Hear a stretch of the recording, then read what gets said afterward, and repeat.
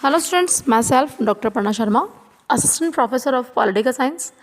Students आज हम BA part second प्रमुख राज्यावस्थाएं में स्विट्ज़रलैंड के संविधान का अध्ययन करेंगे। इससे पहले हम स्विट्ज़रलैंड के संविधान की विशेषताएं, वहां के नागरिकों को दिए गए अधिकार और कर्तव्य, प्रत्यक्ष प्रजातंत्र के उपकरण और केंद्र में अपनाया जाने वाला जनमत संग्रह, इसका हम अध्ययन कर चुके हैं। आज हम उसी क्रम में आगे बढ़ते हुए आरंभक के बारे में पढ़ेंगे।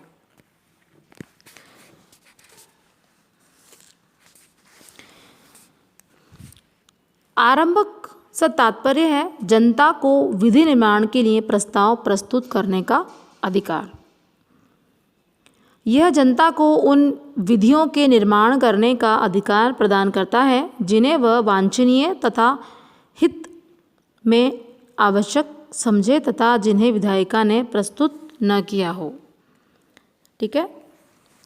संघीय शासन व्यवस्था के अंतर्गत केवल संविधान के संशोधन अथवा पुनरीक्षण के संबंध में आरंभक की व्यवस्था की गई है।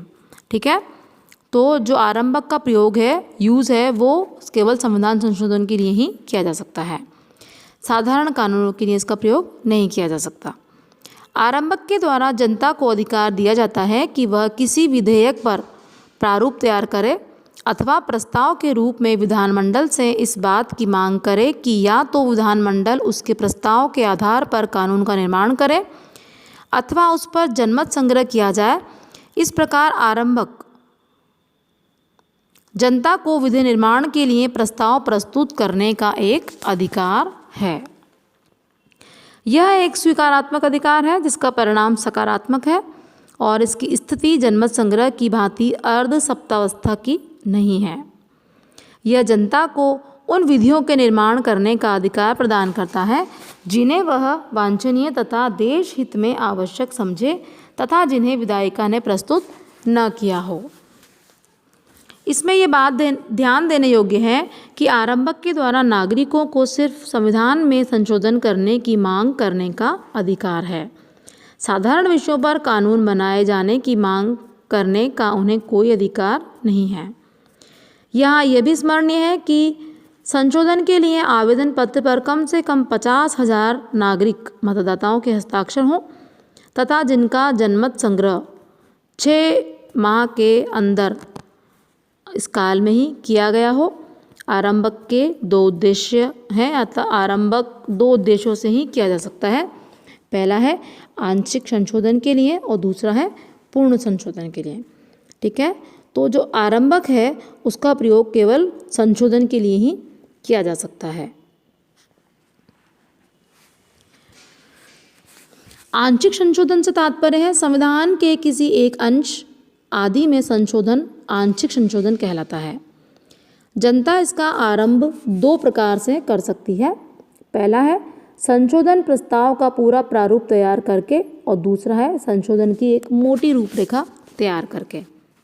ठीक है।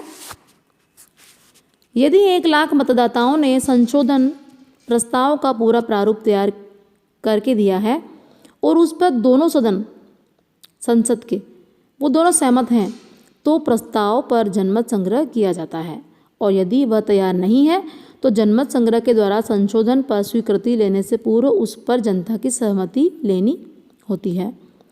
यदि संशोधन के प्रस्ताव की केवल मोटी रूपरेखा ही प्रस्तुत की गई है तथा संघीय संसद के दोनों सदन उससे सहमत नहीं हैं तो जनमत संग्रह के द्वारा उस पर जनता की सहमति ली जाती है।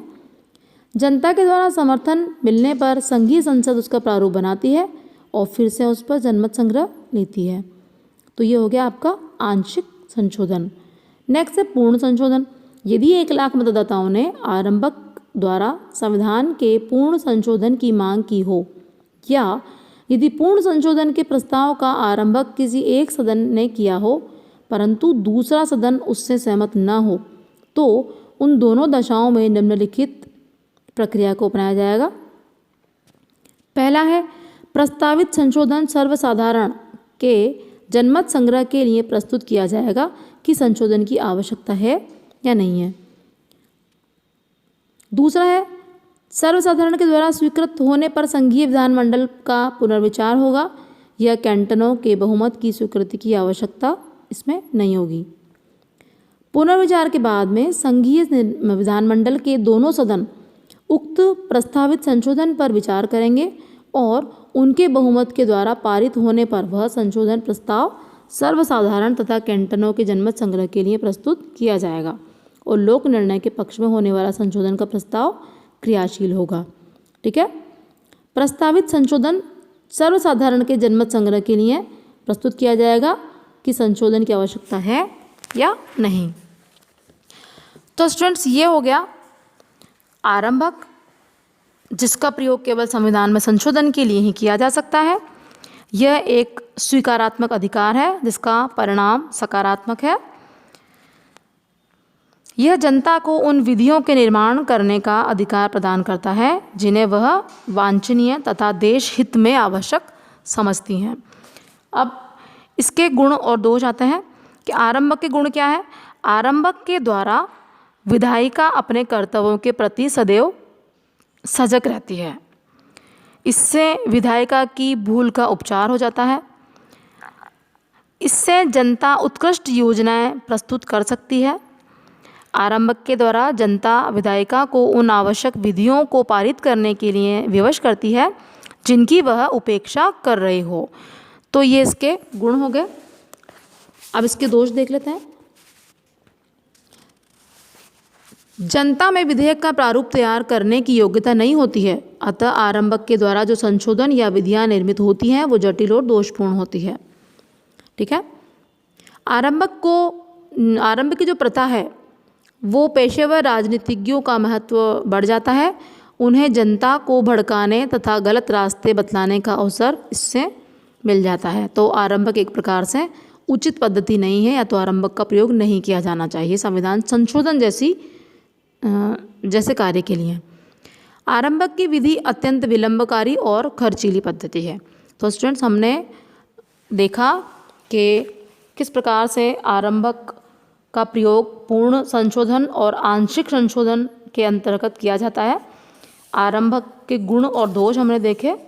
अब हम देखेंगे कि प्रत्यक्ष लोकतंत्र के समर्थन में पक्ष में तर्क। प्रत्यक्ष लोकतंत्र के माध्यम से सरकार तथा लोकमत के बीच पूर्ण समन्वय रहता है। यदि जनमत संग्रह ढाल का कार्य करता है तो आरंभक तलवार का कार्य करता है। ये प्रत्येक एक दूसरे के पूरक हैं। प्रत्यक्ष लोकतंत्र के उपकरणों से कार्यपालिका और विधानमंडलों पर वास्तविक लोक नियंत्रण रहता है तथा संवैधानिक विरोध और संतुलन की आवश्यकता नहीं रह जाती है। तो इसके समर्थन में जो तर्क है वो है नंबर 1, लोकतंत्र का विशुद्धतम रूप। लोकतंत्र का सबसे शुद्ध और श्रेष्ठ प्रत्यक्ष लोकतंत्र ही है। किसी भी देश में प्रत्यक्ष लोकतंत्र होना एक वरदान है। अप्रत्यक्ष लोकतंत्र इसीलिए तो अपनाया जाता है कि वर्तमान में प्रत्यक्ष लोकतंत्र संभव नहीं है, लेकिन स्विट्जरलैंड क्योंकि लोकतंत्र का घर है, सबसे प्राचीन इसको माना गया है, इसलिए लोकतंत्र का ये विशुद्धतम रूप है। नेक्स्ट है सरकार के उत्तरदायित्व में वृद्धि। प्रत्यक्ष लोकतंत्र का जो रूप होता है उसके कारण सरकार जनता का ध्यान रखने वाली और उसके प्रति उत्तरदायी बनी रहती है। वह अपनी शक्ति का दुरुपयोग नहीं कर सकती है क्योंकि वह जानती है कि उसके कार्यों पर जनता अपनी प्रतिक्रिया जनमत संग्रह के द्वारा उसके प्रतिकूल व्यक्त कर सकती है। मतलब जनता इतनी शक्तिशाली है कि वो अपना जनमत संग्रह का प्रयोग करके परिवर्तन कर सकती है, जो कि गलत भी हो सकता है।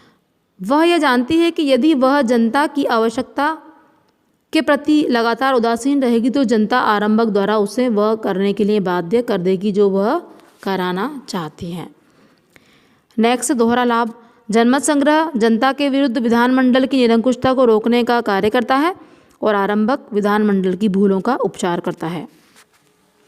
नागरिक स्वाभिमान की भावना जागृत होना।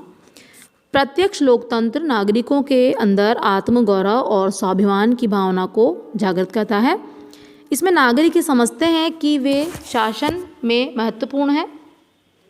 इसके लिए कुबली ने कहा है कि प्रत्येक स्विट्जरलैंड का नागरिक यह अनुभव करता है कि वह और उसके देशवासी ही वास्तव में राज्य हैं और यह सामुदायिक भावना ही संघ की वास्तविक शक्ति होती है।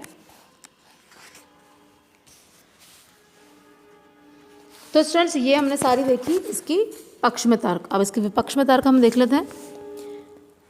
प्रत्यक्ष लोकतंत्रीय शासन में राज्य की नीतियों, लोकप्रिय भावनाओं और व्यक्तिगत कुंठाओं का शिकार बन सकती है, क्योंकि जनता भावना के उद्वेग में बहती है। बर्क ने कहा है कि प्रत्यक्ष लोकतंत्र को पूर्णतः निर्लज्ज और विश्व की निर्भीकता शासन प्रणाली कहा जाना चाहिए। इसके विरोध में उसने कुछ तर्क दिए हैं, वो इस प्रकार है। सबसे पहला है खर्चीली प्रणाली। प्रत्यक्ष लोकतंत्र की पद्धति अत्यंत खर्चीली है। बार बार संपूर्ण देश की जनता से मत संग्रह करना कोई सरल और कम खर्चीला कार्य नहीं है। यह एक महंगी व्यवस्था है जिसमें अनावश्यक अपव्यय होता है और व्यर्थ खर्च होता है। जनता की उदासीनता। प्रत्यक्ष लोकतंत्र जनता के चुनाव के प्रति उदासीनता उत्पन्न कर देता है। अधिकांश जनता बार बार के राजनीतिक कार्यों से थक जाती है। विधेयक का प्रारूप बनाना सरल नहीं। किसी भी विधेयक का प्रारूप बनाना एक तकनीकी कार्य है। सामान्यतः नागरिकों के लिए यह कार्य बहुत मुश्किल है, तो ये एक प्रकार से उचित नहीं है। शक्ति व दायित्व में समन्वय का अभाव। प्रत्यक्ष लोकतंत्र में शक्ति व दायित्व का सामंजस्य नहीं रहता है।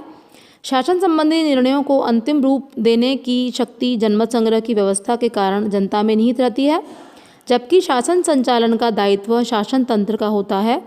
जनता को शक्ति प्राप्त होती है पर उसका कोई दायित्व नहीं होता है, जबकि शासन तंत्र पर दायित्व होता है और उसे अंतिम निर्णय शक्ति प्राप्त नहीं होती है। प्रत्यक्ष लोकतंत्र से शासन में विलंब होता है, तो प्रत्यक्ष लोकतंत्र के विरोध में ये भी कहा जाता है कि इससे कार्यों में विलंब होता है। यह एक कानून बनाने पर 3 माह तक उस पर जनमत संग्रह की मांग की जा सकती है, फिर उस पर जनमत संग्रह होता है और इस बीच उस कानून का भविष्य अधर झूल में लटक जाता है। मतलब ये एक विलंबकारी प्रक्रिया है। इसमें व्यवस्थापिका की स्थिति को भी गौण माना गया है। प्रत्यक्ष लोकतंत्र की व्यवस्था में व्यवस्थापिका के सम्मान व उत्तरदायित्व की भावना को धक्का लगता है। व्यवस्थापिका का स्थान गौण हो जाता है। वह प्रभुसत्ता वहाँ नहीं रहती है, अतः एक और वह अपने अस्तित्व को ही नहीं समझती है तो दूसरी ओर वह लापरवाह बनती चली जाती है। इस प्रकार से प्रत्यक्ष लोकतंत्र अच्छा होने के साथ साथ इसमें कई सारी कमियां भी है, तो इसको अपनाए जाने के बारे में प्रत्यक्ष लोकतंत्र के लिए ये सारे जो तर्क दिए गए हैं वो हमने देखे। अब नेक्स्ट वीडियो में हम अपने प्रत्यक्ष लोकतंत्र की कार्यप्रणाली और इसका मूल्यांकन देखेंगे और उससे आगे का देखेंगे। Thank you.